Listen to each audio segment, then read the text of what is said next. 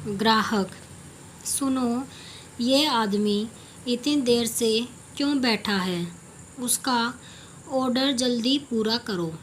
Restaurant मालिक विनोद केसरवानी ने अनमने भाव से उस अधेड़ उम्र के आदमी की ओर इशारा किया, जो काफ़ी देर से कुर्सी पर बैठा इधर से उधर ताक रहा था।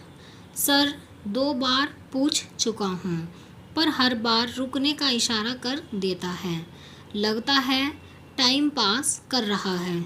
देखो, उसके पास बैग है, अटैची और बैग वालों का ऑर्डर जल्दी पहुँचाओ और चलता करो, विनोद ने कहा, तो वेटर सिर हिलाकर चला गया।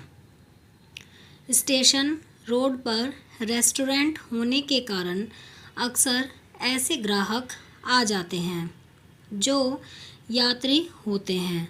समय व्यतीत करने के लिए एक कप चाय के सहारे लंबा समय बिता देते हैं। यह भी वैसा ही ग्राहक लगता था, जो कभी मेन्यू कार्ड खंगालता तो कभी पास खड़े वेटर से कुछ पूछता। ऐसे लोगों से निपटना काम पर आए उस नए वेटर के लिए मुश्किल लग रहा था। सो विनोद स्वयं ही उस ग्राहक की टेबल की ओर बढ़े और सभ्यता से पूछा, क्या चाहिए सर? जी, लस्सी पीनी थी, पर इसमें वो नहीं है जो मुझे चाहिए, ग्राहक ने मेन्यू कार्ड उठाकर कहा। मैंगो लस्सी, चॉकलेट लस्सी, पान लस्सी, स्ट्रॉबेरी लस्सी और वनीला लस्सी। इतनी वैरायटी होने के बाद भी ग्राहक का यह कहना कि उसकी मनचाही लस्सी देने में रेस्टोरेंट सक्षम नहीं है, यह विनोद को कुछ नागवारा गुजरा।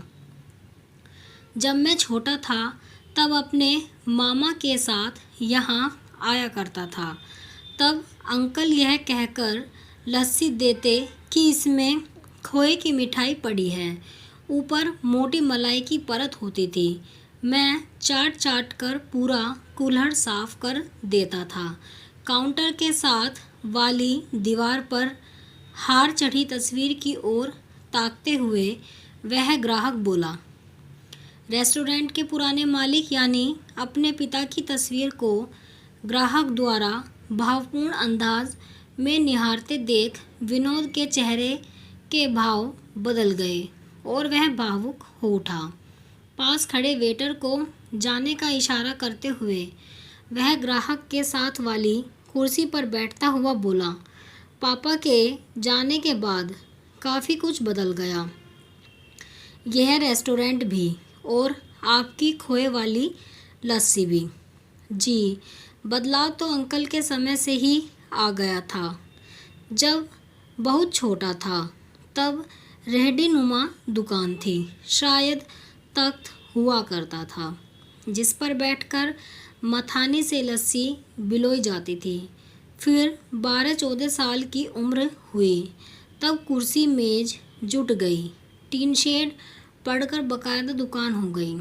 लस्सी भी मिक्सी से बनाई जाने लगी थी, पर स्वाद नहीं बदला लस्सी का।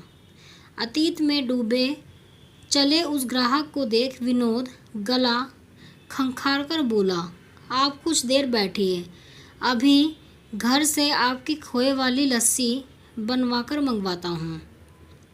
वैसा स्वाद तो शायद न मिले, फिर भी। अरे नहीं, इतनी भी तकलीफ़ नहीं दूंगा, वह संकोच से घिरा उठा। ननिहाल वाला घर जब से बिका यहाँ आना नहीं हुआ।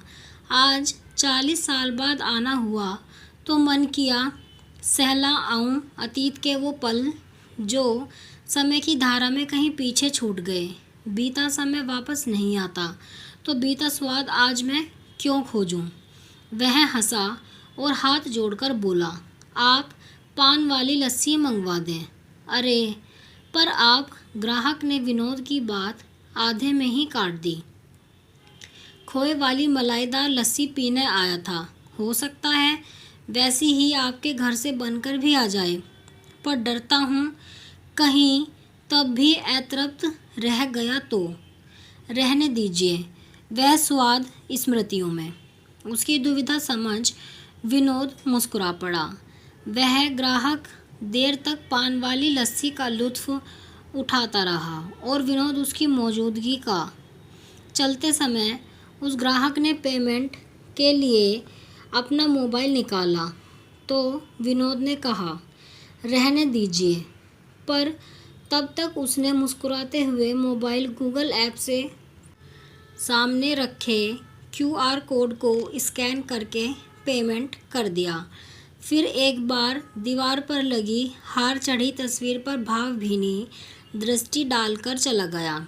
विनोद को ऐसा लगा मानो वह ग्राहक अतीत जीकर नहीं गया, अपितु उसे उसकी जड़ों से जोड़ गया हो। आप कमेंट में ज़रूर बताएं कि आपको ये कहानी कैसी लगी है। अगर आपको कहानी पसंद आई है तो वीडियो को लाइक करें, शेयर करें और चैनल को सब्सक्राइब करें ऐसी ही कहानियों के लिए।